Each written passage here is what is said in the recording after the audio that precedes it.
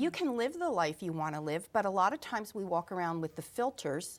You know, you're not good enough, women don't go to college, get a man that will take care of you. We live those filters, and that becomes how we see the world, how we see ourselves. And so as women work with me, and I don't like to create dependency, so it's a very quick process, and I use my intuition to dig at what's in there. And in 5 sessions, I don't retain clients longer than 5 sessions because I don't want to. I want you to go be who you are. That's wonderful. Now, what if somebody needs more than 5 sessions? Then they come see you. Then they come see me. Thank you. That's beautiful. Oh, my goodness. Now, what have your own experience has been like in using this belief or frame of reference? Talk about you. We want to hear about Veronica Drake. Well, you know what? It is, I do not bring anything forward that I haven't practiced or am practicing. It's about retraining my thoughts. Yes. Believe me, in a heartbeat, I will go into victim mode in the corner, sucking my thumb, rocking back and forth. Sure. I'll go there because I'm real, I'm human. But I have the tools to bring me back. And that's all of my teachings and creations. And the way that was conceived, Spirit just downloads to me. I don't, you know, someone said to me, how do you do, I don't know. You so know? In other words, your spirituality just comes out to you. Yeah, it just. You know, I was, just as an aside, I was in a session with a student the other day. And I have a home office on Staten Island. So I had a dishwasher that broke. So when they come, you got to let them in. Oh, yeah. Okay. So the bell didn't ring in the, you know, it's very separate, my office, my home. And I said to my student, I said, listen, in about 2 minutes, the dishwasher repairman will be here. And I'll have to leave you for a few minutes so you can, you know, to go into a meditation. And I said, 2 minutes or less. No bell rang, no noise, no nothing. I go to suddenly get up, and then my dog makes a very loud noise, runs upstairs, and I go to my home, through my home, and I open the door. It's the dishwasher man. He's I didn't ring the bell yet. I said, well, I knew you were there. Yeah. And my student said to me after, how did you know?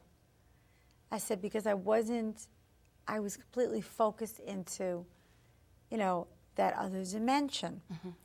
We all can do that. We all have that ability. You just have to allow the feelings to come through. Absolutely. That's all it is. It just comes right through. Absolutely. It's like watching a movie. When I do a reading, it's like watching a movie. I just speak the events that I see. Exactly. And you know, I live in a place of fear, and one of the things that I fear is not being taken seriously, or, you know, my integrity is very important to me. And so Neil Donald Walsh, who wrote A Conversations with God, the trilogy, he gave me a butt kicking. I spoke to him on the phone, and he said, you know, I said, oh, I'm scared. What if I get it wrong? What if it's not, you know, this or that? And he said, sweetheart, with all due respect, this has nothing to do with you. That's right. You're just the vehicle. That's right. And I just kind of let it go. That's right. And there is no right or wrong. It comes right through you. It's a perfect, you get, you know, the first thing I always tell my students when they do a reading is I tell them to put themselves in the white light, ask for the perfect reading, the perfect healing, in the name of God, and that's it. They have to trust in their gift. Absolutely. It just comes right through. Absolutely. Now, how do we begin to transform ourselves, being that the first step is the hardest? How do we take that step? You know, that's awareness, and that goes back to the 4 Ds, death, disease, disaster, divorce. Typically, you'll go through one of those and you'll say, well, where do I go from here? And usually, not usually, all the time, people who are meant to come to me, the women, they just find me. I don't really know how they find me, but they find me. Meant to be. When a student is ready, the teacher appears. I always tell my students that. Absolutely. And where I start with women is, what's your foundation? What are you built on? Honestly, truthfully, what are you built on? Well, I'm personally built on a little bit of fear, a little bit of insecurity, love, compassion. There's a whole plethora of things that are in there. And so we begin to look at what's the core. What's would you say, Veronica, is your hardest case that you ever had? And how did you deal with that? Well, the hardest is a lot of times women are coming to me because relationships are ending. Yes, I noticed a lot of relationship problems. Yeah, and what's big, sad for me, big problem. they're attaching their worth Yep. to their partner. Yeah, I'm like, he's leaving me. I can't lose him. Who am I going to be now? Exactly. Who am I going to be now? No one's going to need me. Yep. And that's usually where I get the women. Yep. Who am I now? Usually empty nesters, women who are divorced, widowed, those types, that look for more. Oh, definitely, definitely. Now, what inspired this book? I'd like to know what inspired you to write. Thoughts, food, wine, and bubble wrap. And talk about the book a little bit. I found it really fascinating. It's a journal. It's where I believe that when you look at your thoughts and you write your thoughts, you can comprehend them on a deeper level. So I really pose some questions in there that are things that we don't normally stop to ask ourselves. One of the chapters is about forgiveness. Who do you need to forgive? Maybe it's yourself, and all of the things in this book I've actually done and lived through. And, I talk about, I was alive in the 70s, so I can remember when pantyhose came in an egg. And, we'd open up the pantyhose and they'd be this long and our bodies were, 5'7", going, oh my God, how are we going to fit in the pantyhose? So I hope that I bring a little bit of humor, a little bit of levity, and a lot of awareness. I think that women have to come to the realization that they don't have to compete with men, and that that they don't have to be superwomen. Exactly, I couldn't agree more. And that they're the softness in the world. Absolutely. And if you want to open the door for me or buy me dinner, I'm all over it. I'm there. By the way, I'm Betty Friedan, the feminine mystique, you can forget about that. Seriously. Open the door, please. Smell good, feel good. Yes, I think we need to bring back chivalry. Yeah, I couldn't agree more. I think women miss it. I think women love it. Yeah. I think men love it. I think we have to bring back the traditions. But don't you think we have that tied to that filter of if you're like that, because we came to this place where, oh, she's not standing up for herself, or he must be abusing her, or but maybe I just want you to take care of me. And you know what? There's nothing wrong with that. No. We need to bring back, a little bit of Adam and Eve. Oh, that's the basics. A very good way to put it. Yeah, the basics. The basics. The basics, we have to go back.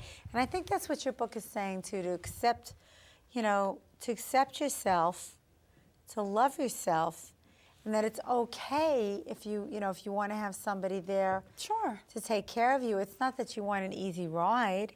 Absolutely. Listen, women they bring babies forth and they take care of them. So somebody has to take care of the mother and the baby while they're. Absolutely. But what's interesting is that you're not quite into spirituality, and yet you are, and that you're like almost like psychological. And I'm trying to figure out, exactly how I would place you. Where do I fit? You're kind of like spiritual. It's interesting. Yeah. You're kind of like spiritual. You're kind of philosophical. How would you describe your way of approaching? Maybe I should lay down here and you can just analyze me. You know what? I guess a psychologist. Wouldn't that be great? I'm sorry. No, that's great. I love it. I've always been fascinated by the human mind. Yes. I'm fascinated I study the brain, why it works and why it clicks. I love science. I love science. I love energy work. Yes. I do believe that there's something that guides us. I do Yes. believe that. What do you think that is? I personally choose to call it God. Yes, I believe me in too. Jesus Christ. I believe as a person that walked the earth, but I look at the Father as my entity. And so, yeah, I don't, that's a good question. How do I describe myself? Yeah, because you're a little bit of everything, and I think it's wonderful. Well, thank you. Intuitive. I am an intuitive first and foremost, and I work from my heart. It's beautiful. Thank you. My whole philosophy is kind of like I take everything. I take psychology, I take my spirituality, intuitions, and I put it all together. Fascinating. Yeah. Because you're a practicing psychologist who brings this all together. Right.